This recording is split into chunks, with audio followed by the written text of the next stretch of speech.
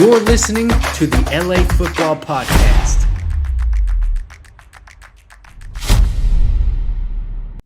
What's going on, Los Angeles? Welcome to the LA Football Show. This is your UCLA Bruins edition. Thank you for joining us on the LA Football Network. We are live on the mightier 1090 ESPN Radio. I'm your co-host, Ryan Dyer, joined as always by the Mab. I shouldn't say as always. You weren't with me last week talking UCLA.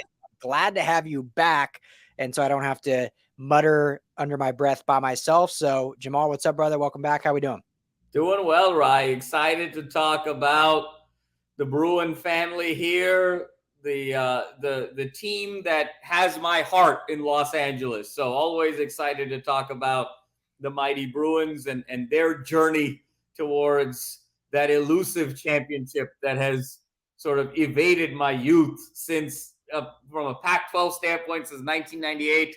And from a Rose Bowl and a New Year's Six standpoint since I was 1 year old. So always excited to reminisce in oftentimes pain and agony, but the suffering that comes with being a UCLA fan. Yes. Yeah. You sound very relatable to Chargers fans and other LA fans of sports out there. So, but I think there is a lot of positives, and we've talked a lot about how excited we are for this upcoming season based on how recruiting is going, based on the transfer portal. I think we'll get into that a little bit. National Recruiting Day did just pass officially, the second National Recruiting Day. We talked about it on our USC segment, so we don't need to reiterate it, but the last of the National Recruiting Days is now past us. We can talk a little bit briefly about that and the portal. But first, or I guess second, you have 4 of our UCLA players that just played in the Shrine Bowl this past week. So we'll get into that. But first, DTR, the great DTR, 5-year starter for UCLA. It was, I don't know what you want to call it. The stats were recalculated in that Sun Bowl game against Pitt, and DTR's passing yards were changed, meaning, Jamal, he finished the year, or finished his career, with 10,710 yards, which is 2 more yards than Cade McCown's previous record of all-time passing yards. So DTR now holds essentially almost every single record in the UCLA book. So your thoughts on him officially in the record, which we all think he deserves and should have got anyway. Absolutely, Ryan. I was so happy that he was able to get McCown's record and get to 10-7-10. It obviously, to me, he is the greatest competitor in the history of UCLA football, and the passing yards was the one record that was still eluding him. Now he's got all-time passing yards, all-time total yards, all-time passing touchdowns, all-time total touchdowns. He's been able to get all of those records, given what he's meant to this program, as I will always remember him as the road paver of the Chip Kelly era. And I think where the Chip Kelly regime and strategy is going, it's going to a place of multiple championships and multiple double-digit win seasons and multiple big-time bowl games and multiple college football playoff appearances when it goes to the expanded playoff of 12. And I think that DTR sticking it out for 5 years and that relationship with him and Chip Kelly, I think, is what has paved that road for Chip Kelly to get the likes of a Dante Moore, to be able to get these guys to buy in from a transfer portal perspective and be able to really be that first domino that fell to allow this culture, this strategy, this philosophy to take shape. So I'm so happy for DTR that he's been able to get all the records, and I'm so excited for his NFL journey, Ryan. I'm sure we're about to get into it with the Shrine game and how he performed, not just in the game, but over the course of the week, how Bobo did, how Charbonnet did, how Kaz Allen did, and just really excited for this collective in their next journey to reach their dreams of being in the NFL.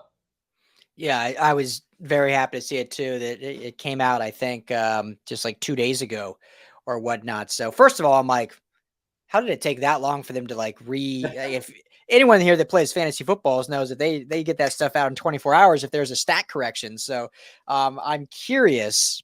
Our good buddy Will, who does the Bruin Bible, mentioned this in the group chat. I'm curious if there was like the UCLA brass or Chip Kelly like pounding the door, like, hey, like something's not right here. I don't think you have it right. I don't think Chip Kelly's counting passing yards in a game. He has much more to worry about. But I'm curious if it was coming from UCLA, like, because it took over almost 2 months. So I wonder what took so long.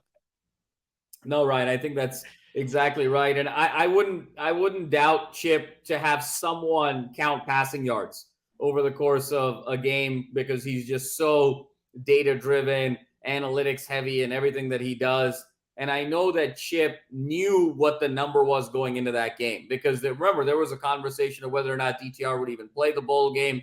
He decided to play the bowl game. I know Chip was aware exactly the number that he needed to get that record. And I'm sure Chip went back, looked at his notes, looked at what the staff was able to accrue, looked at some film and said, no, there's an injustice here. We have to give our guy the record that he deserves. And I'm sure it was Chip that lobbied the Sun Bowl and then lobbied the powers that be in terms of the statisticians of college football to relook at that, re-examine it, look at the film, accrue the yards, and get the number right. So it's another kind of behind the scenes element of what Chip does and how much he cares about his players. He doesn't really show it that much in terms of emotion, in terms of vocalizing it, but he's a man of great depth and he's very loyal. And I think that's pretty evident in how much the players want to stay and play seasons, finish bowl games, finish careers for this program and for him. So all in all, just a great story for UCLA to kind of cap off the 22 season. Yeah, absolutely. You know, I've never really said this on the show. My old neighbor, a buddy of mine, used to be he was one of like the facilities managers for UCLA. So did obviously with football and basketball were the main sports he worked with. So I always asked him about like Chip, and he was there. I think he was there back when Mora was there as well, at least for his last season. And so I was like, what's Chip like? And he was like, yeah, he's very, business oriented. He's not like real vocal. He kind of keeps to himself, but like his players respect him. They all love him. The whole building respects him, knows what he's about, but he's not going to like raise his voice. He's not going to yell. He's not going to chew you out. He's very even keel and just goes about his business. So I always like found that interesting. And whereas he said Mora was very different, very up and down emotionally. A lot of players loved him. A lot of players, if you got on his bad side, wasn't great. So I always found that interesting. And obviously I think Chip has shown that not at least, but we've seen it more in these last few years about how much his players truly love him. And, guys like DTR, guys like Zach Charbonnet, they don't come back if they don't respect their coach. Obviously, there was business they wanted to take care of in terms of the football field and winning things for this program. But if you don't respect and love your coach, you don't care that much about those things. So this is just another, I think, indication of how involved and important he is in these young men's lives. And I think, I can't wait to see these guys at the combine coming up, and I'm sure Chip will have a lot of influence in what these guys do in interviews and stuff like that. So hats off to DTR, well-deserved. I wish it had been more less or more climactic than it was, I should say, like an actual, like broke the record, like walk off the field with like a celebration and seeing it on Twitter from a random source on a Wednesday night wasn't quite as exciting as that. But hey, he'll have that in infamy in the annals of UCLA football record books. And so good for him. So, but moving on, Shrine Bowl this week, one of the great bowl games of this season. Last year we saw Kyle Phillips kind of make a name for himself at the Shrine Bowl. We knew how good he was all year, Jamal, and what he could do. And Bruins fans knew how good he was and how he was so multifaceted in the special teams, but also the offense. And in the Shrine Bowl, it's like everyone woke up and said, where'd this guy come from? Like, this guy has tremendous route running. He's got great hands. He's got good speed for his size, good power. And so this was an opportunity for the likes of DTR, Jake Bobo, Jon Gaines, and Kaz Allen to kind of make a name for themselves as well. Your thoughts overall and we don't have to get deep into it, but just your thoughts on how the week went for these four. Yeah, Ryan, I think it went what we sort of expected going in terms of Kaz Allen. I think most folks were really wowed with the speed. Obviously, he's got the sprinter track star speed. And I think there's a sense that he can find a roster spot as a kick returner, as a punt returner. as maybe that fourth or fifth wide receiver, change of pace guy who can run some go routes over the course of the game and really stretch a defense. And I think that's probably going to be his niche in the NFL. And then it just comes down to who's the right team and what's that roster construction and what's that fit look like for him to be able to make his way into a roster. I think in terms of Bobo, he is a prospect that is flying a little bit under the radar right now, Ryan. I think that he didn't quite have the week that we thought he was going to have for a variety of reasons, but that size, that frame, that ability to run routes, I think he's a tremendous sleeper in the draft. And I think if the teams that did their homework over the course of the year and saw the film and saw him week over week over a 4-month body of work versus just the last couple of days, are going to get an absolute steal in this draft with the likes of a Jake Bobo. And then we're left with the great DTR. And I think whether you talk to different media outlets, whether it was NFL.com, whether it was On3, whether it was people directly in the Shrine Bowl, whether it was sort of outsiders, I think it was a little bit of a mixed bag. I think folks were really wowed by the arm talent, his ability to throw the deep ball, his ability to spin it, I think was second to none. I think where there was frustration was the ball was coming out late, and his ability to read defenses, process information, and make the right read was, I think, somewhere a little bit below where the expectation was. And so I think the situation with DTR moving forward is he's going to be a developmental project who has tremendous arm talent. Now, that label is something that scares off some GMs and head coaches. And that's a label that makes other GMs and head coaches salivate because they're like, hey, I can't teach kind of those physical tools of your arm strength is kind of your arm strength at this point. The athleticism is kind of your athleticism at this point. But if we get you in the right room and we teach you how to read a defense and we teach you more proper mechanics and we teach you how to process information quicker, now all of a sudden you combine that with your natural abilities and you have a really great quarterback on your hands potentially. And so it's really going to come down to situation with DTR. Is he going to find that right situation that's really going to salivate at the tools and being able to develop him? I think, Ryan, the comp is the one that you invented and the one that Fox really took from you and others, and that is Jalen Hurts in a lot of ways. I mean, when you look at Jalen Hurts' skill set and you look at DTR's skill set, it's a very similar skill set. And if he gets into a situation the way Sirianni did with Hurts, where he designed the offense around that skill set and said, hey, we are going to need to be zone run oriented. We have to keep the college concepts of the RPO. And then we're going to really do everything that's going to be short passes at the line of scrimmage or the ability to throw deep. Let's take that intermediate 7 to 25 yard passing game kind of off the table. That's where the primary reads occur. That's where more complex defenses happen. That's where you really have to process information. That's where you have to go through your progressions. Let's just kind of take that off the table and either throw really deep or really short and have a great run game. And look, it's gotten the Eagles into the Super Bowl. So I think there's a right offense and a right scheme and a right coach for DTR to be successful in the NFL. Now it's just a matter of playing that Where's Waldo game.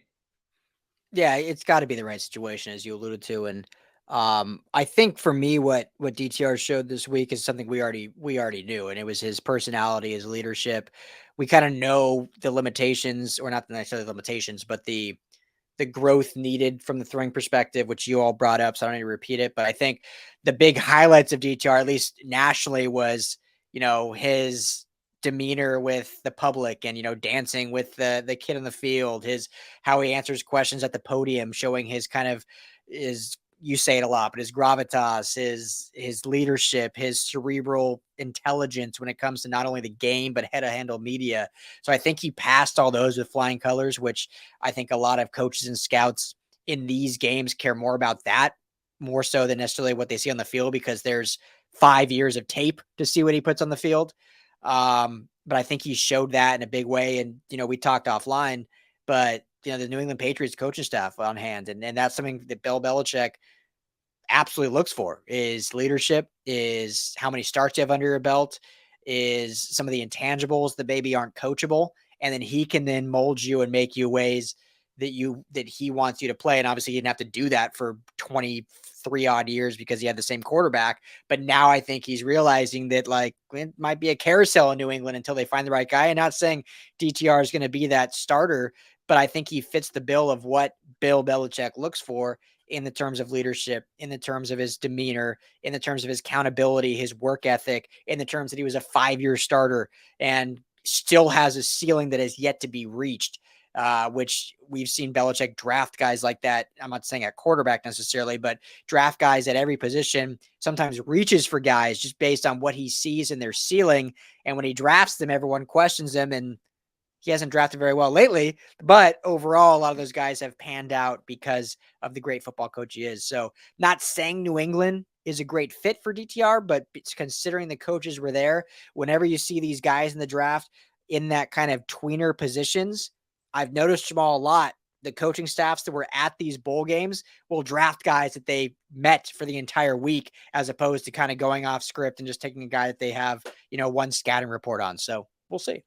It's a great point, Ryan. And if you look at the level of interaction and engagement that DTR had this week, there was a lot with that Patriots coaching staff. And so you wonder, there was sort of an extra interest in him. There was extra time with him. And so if that opportunity and that pick presented itself, he is probably going to be top of mind there. The other thing I think, Ryan, that goes unnoticed is the relationship between Bill Belichick and Chip Kelly.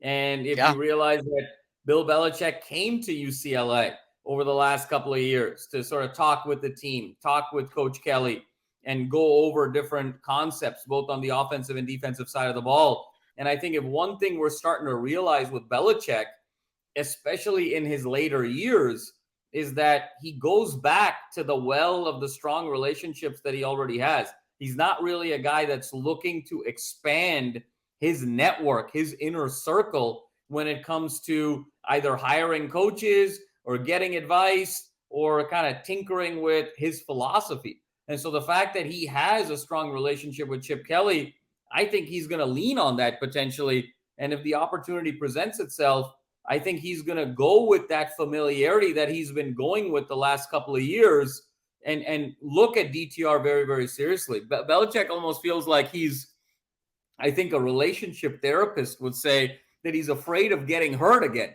I think after the Brady-Belichick breakup and after putting 20 years into that relationship and watching Brady walk away and win a Super Bowl, now I think he's afraid of sort of losing any strong relationship that he's had. And so he's really relying on his network. And I think Chip is in that inner circle, certainly, because it's not like Bill Belichick is going to a bunch of different college teams to give talks and interact with the coaches. There's definitely a bond there. So I think Kelly, in the way he has championed DTR over the course of his college career, I think he's going to be championing him one last time to get him into the NFL. And my money is on the Patriots. There you go. And the Patriots, whenever they play out here in LA, a game, they practice at UCLA. A lot of teams do, but the Patriots stay usually like the full week to get the full experience in Westwood. So just another note there. We're already up against the time, Jamal, but I want to quickly, like I said, it was National Signing Day. So UCLA currently sits 24th overall in recruiting rankings, 6th overall in the transfer portal rankings. My opinion, both fairly respectable.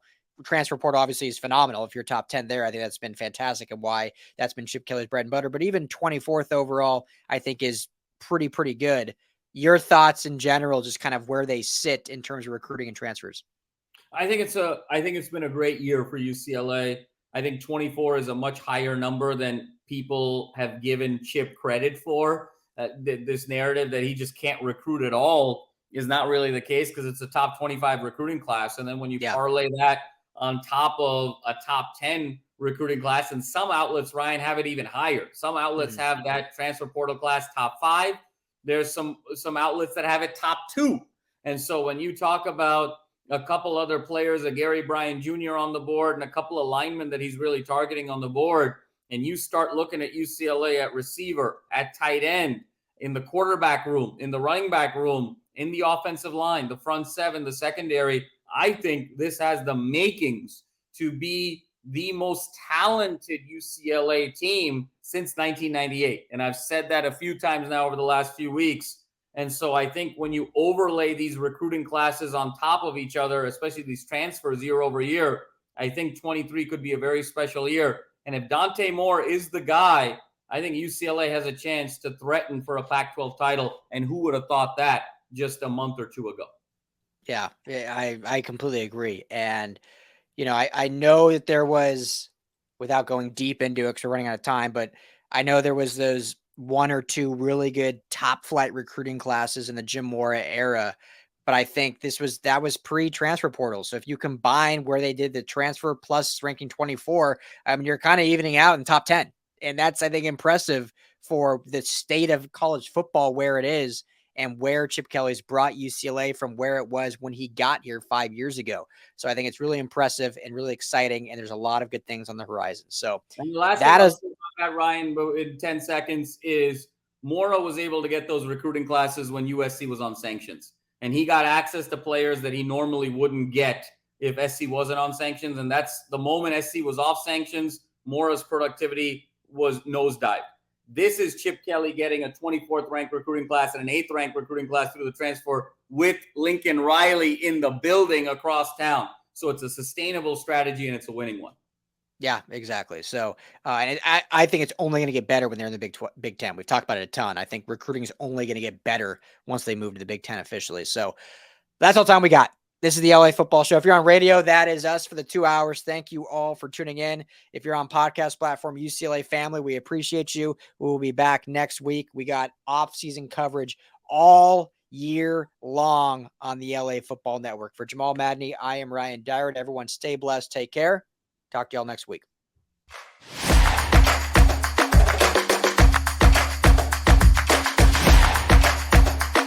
You're listening to the LA Football Podcast.